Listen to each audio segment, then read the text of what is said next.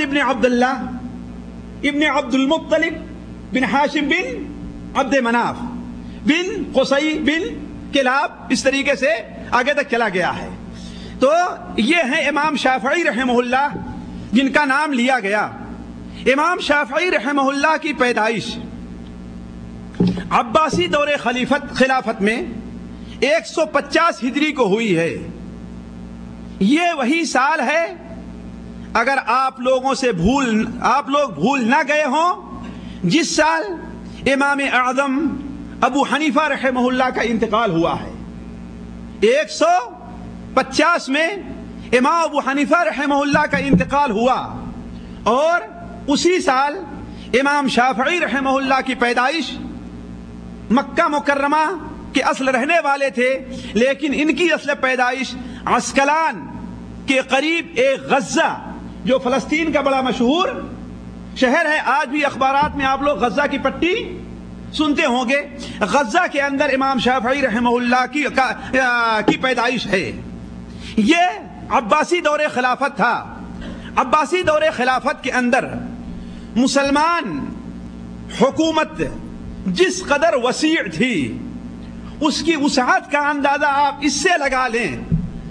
کہ عباسی دور خلافت کا مشہور حاکم ہارون رشید،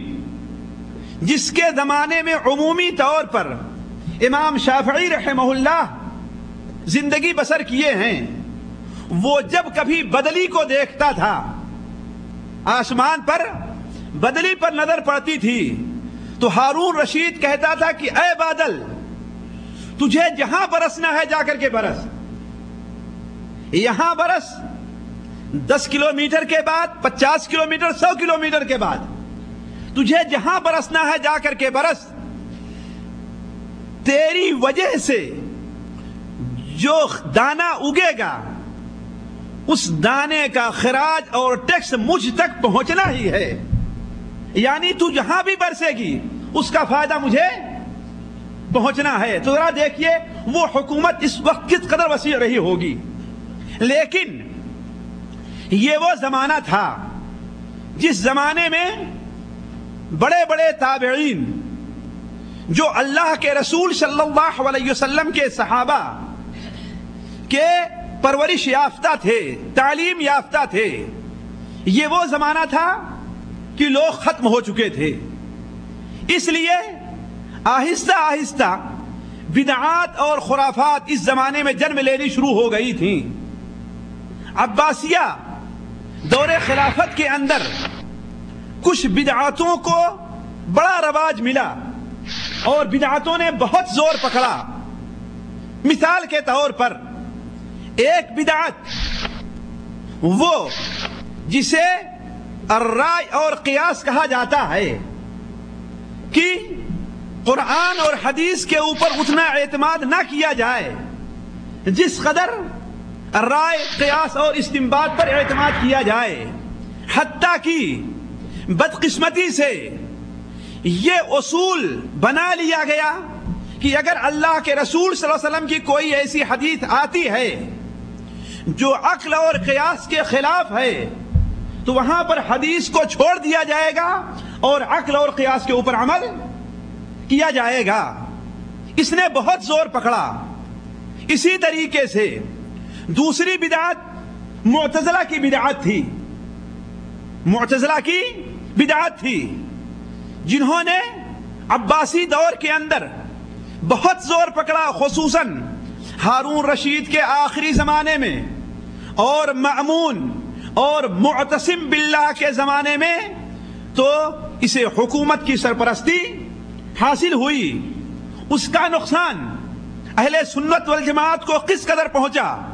وہ انشاءاللہ اگلی مجلس کا حصہ ہے، جب امام اہل سنت احمد بن حنبل رحمہ اللہ کا ذکر ہوگا۔ لیکن امام شافعی رحمہ اللہ کے آخری زمانے میں بھی معتزلہ کے بدعات نے زور پکڑا، اور امام شافعی رحمہ اللہ نے جم کر کے ان کا بھی مقابلہ کیا۔ اسی طریقے سے مرجیہ کی بدعت بھی اس زمانے میں زور پکڑتی گئی، قدریہ کی بدعت بھی زور پکڑتی گئی، حتیٰ کہ کچھ ایسی جماعتیں پیدا ہوئیں جنہوں نے اللہ کے رسول صلی اللہ علیہ وسلم کی احادیث کا بھی انکار کرنا شروع کر دیا۔ اس زمانے میں ان تمام بدعات کا ایک طرفہ مقابلہ کرنے کے لیے اللہ تبارک و تعالی نے اس اہم شخصیت کو پیدا فرمایا تھا جسے آج تاریخ شافعی کے نام سے جانتی ہے۔ اور ساتھیوں، ایک اہل حدیث عالم نے امام شافعی رحمہ اللہ کے تذکرے میں لکھا ہے کہ 150 ہجری کے اندر امام ابو حنیفہ رحمہ اللہ کا انتقال ہوا، جو اپنے زمانے میں پائی جانے والی بدعات اور دہریت کا مقابلہ سختی کے ساتھ کرتے رہے، جس طریقے سے اس کی بعد مثال ہم نے ان کے تذکرے کے اندر دیا تھا۔ اور جب امام صاحب رحمہ اللہ اس دنیا سے جانے لگے تو اللہ تبارک و تعالی نے گویا امام شافعی رحمہ اللہ کو پیدا فرما کر کے یہ واضح کر دیا کہ اے لوگو، گھبراؤ نہیں، تمہاری بدعقیدگی، تمہاری کٹ حجتی، تمہاری عقلی دلیلوں کا جواب دینے کے لیے اگرچہ ایک امام اس دنیا سے رخصت ہو گیا ہے، لیکن اس کی جگہ لینے کے لیے ہم نے ایک دوسری شخصیت کو پیدا کر دیا ہے، اور یہ اللہ تبارک و تعالیٰ کی سنت رہی ہے۔ یہ اللہ تبارک و تعالیٰ ہر زمانے میں جب کبھی بھی کوئی بدعت، کوئی شرک، کوئی کفر زور پکڑتا ہے تو اللہ تبارک و تعالیٰ اس کے توڑ کرنے کے لیے امت محمدیہ کے کسی فرد کو ضرور متعین کر دیتا ہے۔ اور یہ ایسی تاریخ ہے جو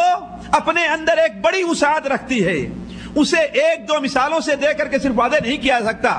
اس لیے اسے یہیں پر چھوڑ کر کے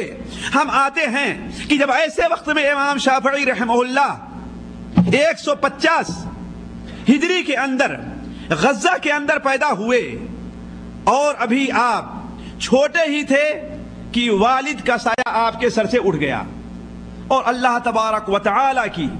عمومی طور پر دیکھیں گے یہ بڑی حکمت رہی ہے کہ عمومی طور پر جتنے علماء نے اپنا نام پیدا کیا ہے ان میں بہت سے علماء ایسے رہے ہیں کہ جو بچپن ہی میں باپ کے سائے سے محروم ہو جایا کرتے ہیں۔ خود نبی کریم صلی اللہ علیہ وسلم جو دنیا کے عظیم تر نہیں بلکہ سب سے عظیم انسان ہیں، اللہ تبارک و تعالی نے آپ کو بھی یتیم پیدا فرمایا تھا۔ الم یجدک یتیما فآوا، تو امام شافعی رحمہ اللہ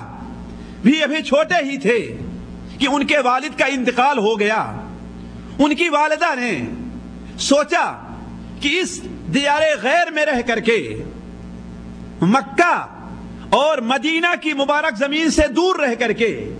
میں اپنے بچے کی صحیح تربیت نہیں کر سکتی۔ کیوں؟ ایک تو غربت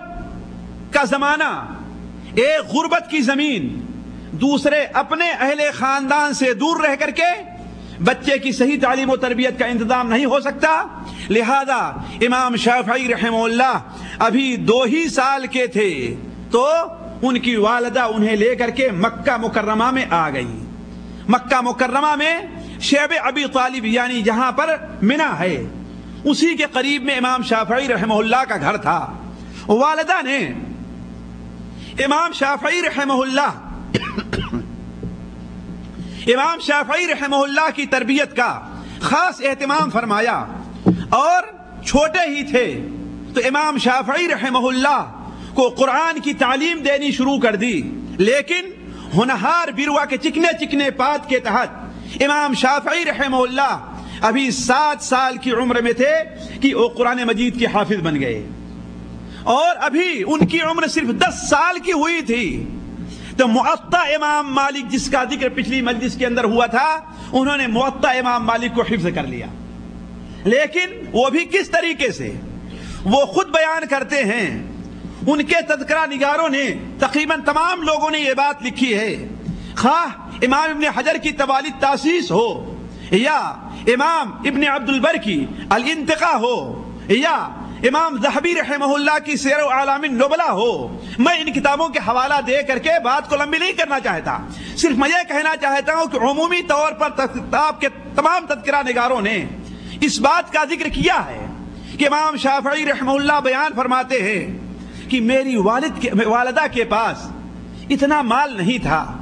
اتنا پیسہ نہیں تھا کہ معلم کو دیتی، معلم کو اس کی فیس دیتی، لیکن صرف اس بات پر ہم نے بچپن ہی میں اپنے استاد سے صلح کر لی تھی کہ میں آپ کے پاس پڑھوں گا، اگر آپ کو کسی ضرورت سے کہیں جانا ہوا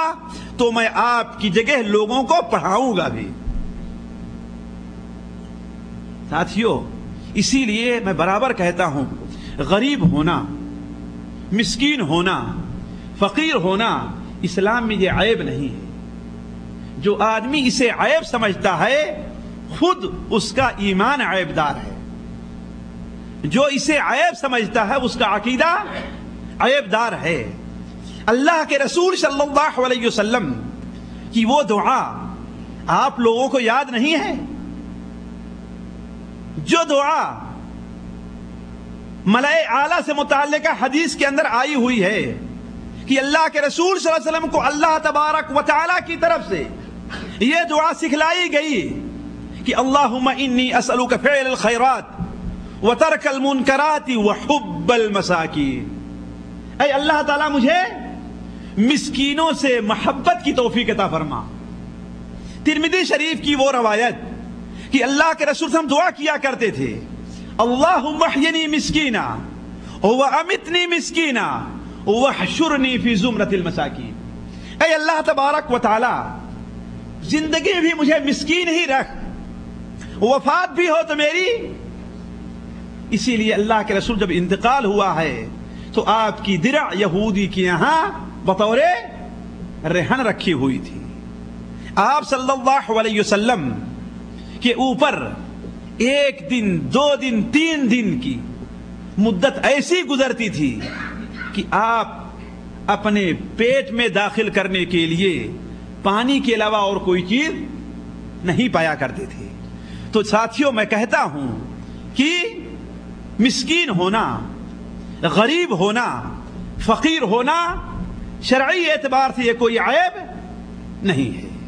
بلکہ عیب یہ ہے کہ جو مسکینوں کو اپنے سے کمتر سمجھے، جو مسکینوں کو عیب دار سمجھے، جو مسکینوں کو حقیر اور برا سمجھے۔